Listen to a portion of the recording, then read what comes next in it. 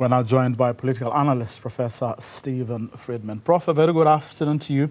Thanks very much for your time. I want to start with the MK Party media briefing, which just ended. And one particular issue I want to raise with you is the MK Party leader, founder, and chief commissar, if I may call him, that former President Jacob Zuma, not really taking interested or keen on an elective conference, because he says there's a lot of things happen there where people buy votes, where people buy influence, and he thinks that as the leadership of the party, they know what's best for their membership. Yeah, the apartheid government felt much the same. People who don't like democracy always think that they know better than other people. But the reason that we have democracy is that everybody's entitled to a say, and nobody can claim that they know better than other people. I think it is quite telling. If you're not prepared to even hold elections within your own party, I mean, there is a perception that this party is a personality cult. And that simply reinforces it, that there's a leader and that there are people gathered around the leader, and those people make the decisions and everybody else follows. Obviously, if you're a member of the party, you must make the decision of whether that's what you want to do or not. But those sorts of approaches eventually tend to collapse because people start to think for themselves and people start to say, well, I'm entitled to a voice as well. But for the moment, as long as the personality cult lasts, I guess if you are active in the MK party, you know that your job is to do as you're told. Perhaps not quite, but similar sentiments were expressed by the leader of the EFF yesterday, saying ground is fertile during those elective conferences for people to buy votes, to buy influence, which is something he said they're going to look out for in the run-up to their elective conference in December. But at least they are going to have an elective conference, I suppose. Well, you see, this is very interesting, because originally they didn't. Originally, there were no opposed elections in the EFF. And of course, now they've had to accept that you have to have opposed elections, because if you don't have opposed elections, then, as I said earlier, people get dissatisfied. It's not only that people want to express their own opinion. Let's be honest, politicians are ambitious. They want to climb up the ladder. And if you quite, some people believe that one of the reasons why former President Mbeki didn't last his full term was that he didn't give enough opportunities to the people around him. So if you try to manipulate things that way, it doesn't work. And that is why the EFF now does hold elections. There's a possibility that people can be bought in elections, but obviously the solution to that is to stop them being bought. And very simple means can do that. I mean, for example, one thing which the ANC did a while ago, which made a big difference, is you don't allow people to take cell phones into the polling booth. So they can't take photographs of their ballot to show somebody who wants to pay them that they voted the way they were told to vote. And once you do a small thing like that, you pay somebody to vote for your candidate, who knows whether they actually did it or not. So whatever Mr. Malema might have said at his press conference, the reality is that the EFF now accepts that the best way to choose leaders is to allow people to run for office and to hold an open election. I'm happy to predict the MK party will run into trouble if it doesn't do the same. Of course, both of them taking a dim view of the NPA's decision not to prosecute Cyril Ramaphosa over Phala, and interestingly saying that it's something that they are not going to leave hanging. They are going to do their utmost best to make sure it's not only kept alive, but that they achieve what they want, which is to make sure that Cyril Ramaphosa is brought to book. Well, I mean, the issue here, Vuyo, is that if there is, you see, if people feel that there is concrete evidence of wrongdoing, then they should obviously expose that, and that may lead to further action. But the situation as we speak today is that the NPA says it's investigated and it can find nothing that warrants a prosecution. Now, that obviously, as I say, is not the last word if you actually have evidence. But the problem, I think, at the moment is that the opposition parties who are pushing this issue are sort of big on saying, well, there ought to be an investigation, and not that big on saying, well, look, here is the concrete evidence. Here's why there should be an investigation.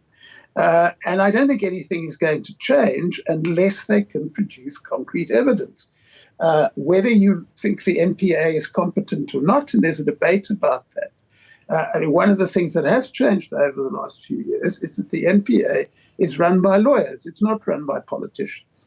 And if you want to get lawyers to change their minds about whether they should prosecute, the only way you can do that is to produce hard evidence. So, you know, it obviously gets mileage for opposition parties and gets reported, etc., when they keep on saying there's no smoke without fire. But, you know, I think we're sort of getting to the stage now where opposition parties who feel that must start giving concrete evidence of why they feel that and why a prosecution should happen. Well, for his part, Julius Malema is relying heavily on the report that was tabled or given to Parliament by the former Chief Justice Ngobo, which suggested that Cyril Ramaphosa, the president, has a case to answer. He says that's what needs to be followed to the latter. Well, you see, the NPA would say they followed that up. They say they're aware of that report. They've investigated it. And you know what he said there really illustrates the point I'm trying to make. I mean, obviously, if there is evidence, that evidence must come out and there must be a prosecution. But this constant process of saying, well, you know, he has a case to answer, when the NPA says he doesn't have a case to answer, that really doesn't hold unless you can say, and it has happened in some of these corruption issues, where the people who are making accusation can say, look, this happened on the following day, etc., etc. Here's the hard evidence. If you don't look at this evidence, then you're not doing your job. And we haven't had that on this issue since the NPA decided that there was nothing that they could do. And, of course, the Reserve Bank also said that there was nothing they could do. So if you think that they're simply covering up for the president, then you have to show the evidence of you know, hard evidence which suggests that's what they were trying to do. Of course, I mean, outside of today's briefing and yesterday's by members of the so-called Progressive Caucus, talk this week, going into next week, has been about the 100 days of the Government of National Unity.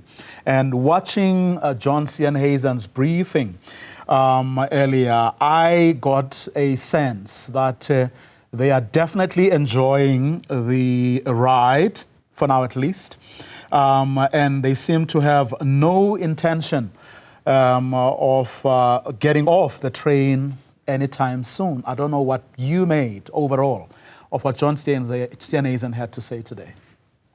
No, you're right. They're not getting off the train anytime soon. I'm sure they are enjoying it, but there's another reason why they're not getting off the train soon. I think if you want to get a sense of what they were saying today and really what the DA's participation in this coalition is all about, it's not a government of national unity, whatever the politicians and some media people may say. It's essentially a coalition. And the reality of the coalition is this. The DA told its supporters during the election that what it was going to do was to keep the MK party and EFF out of government. Okay? By joining the coalition, that's what it's done. Given that, it's going to have a very, very good reason for withdrawing, even if it's not enjoying ministerial office. So the DA wants to stay in the coalition so that it can tell DA voters that it saved them from the EFF and the MK party. On the other hand, the DA knows that a lot of its voters aren't happy that it's in a coalition with the ANC. I mean, the interesting point about that is that we read a lot, and as we should, hear a lot about the SACP being against the coalition, Kusatu having its doubts, and Panyaza Lesufi having his doubts, all of which is relevant. But there's some evidence to show that actually DA supporters are more unhappy about the coalition than ANC supporters are. Given that, what the DA has to do is to keep showing its supporters that it hasn't sold out, that it's still the DA, etc. So what it's got to do, as it was trying to do today, is this balancing act of saying, you know, we have bottom lines, we won't accept this, we won't accept that, etc. And what they're really saying is that if those issues which they don't accept come up, then they will issue media statements, they will complain, they will do various things. But it's going to take something huge to get them to leave this government because, to go and tell your supporters, for example, that you opened the door for the EFF or the MK to go into government after claiming that would destroy the country because you didn't like two clauses in the Bella Act, or you are worried that national health insurance might come in 20 years' time. That's obviously not going to wash. So I think it's very important for South Africans now, when the DA say these things, to just be very careful listening to what they say, because they never threaten to leave the government, and I've explained why. But the only way they can stay in the government and keep their supporters happy is to continually point out that there are differences between them and the ANC, and they're going to continue to raise issues which worry the people who voted for them. Which I think is what they've been trying to do. I mean, I've been looking over the past few weeks, especially, at some of what they've been posting on social media about DA minister this, doing that, DA minister this, saying that, and ministers like Siviwe Gwagube, Soli Malatsi, and Leon Schreiber, especially over the past a couple of weeks, have been talking about things that they are busy doing or things that they have already done. I mean, in Schreiber's case, it's about the changes, trying to attract people. To giving them visas that will allow them to bring money to the country, but also to come and work here, which the president himself has hailed as one of the big breakthroughs. I'm wondering, though, whether that is sustainable. In other words, by isolating themselves or by putting themselves on a different pedestal to that of ANC and other ministers and deputy ministers, whether that is in fact sustainable for the unity of the cabinet and of the government itself. Yeah, I don't think it will affect the unity of the government, because I've talked about why the DA needs to stay in this. The current leadership of the ANC also need to stay in this. And the reason they need to stay in this is they don't have alternatives. There's a lot of talk from pundits and the alliance partners, etc., about a coalition with the EFF. Nobody points out that the EFF and the ANC combined don't have a majority. So the only way the EFF and the ANC can govern together is by cobbling together an arrangement with a whole lot of small parties, like the ones we see in local government, and we know how unstable those are. So the group running the ANC doesn't want that. And secondly, it's kind of almost amusing that they're going to go into coalition with the MK party. First of all, the MK party still insists that it won't join a coalition unless the president's removed, and that's not going to happen. And secondly, remember that the reason we have an MK party in the first place is that the faction which supported Jacob Zuma in the ANC couldn't coexist with the faction that's supporting Cyril Ramaphosa. So why it's assumed that people who couldn't coexist together are going to be able to govern together for years, it really is a bit puzzling. So you've got the situation in which the thing will hang together for the moment because both sides don't have alternatives. Where it is risky for the DA is that obviously it means that if things go wrong in those ministries, it can't do what it might do if it wasn't adopting the strategy, and to say, well, this is a collective thing, we're a government together, etc. I mean, it's being very clear that these are DA ministries, and because they are DA ministries, voters will judge the DA on how those ministries perform. And if they underperform, I don't think voters will accept excuses like, well, the rest of the cabinet didn't support us, etc. They've projected them very clearly as DA ministries, and that's how they're going to be judged by the voters.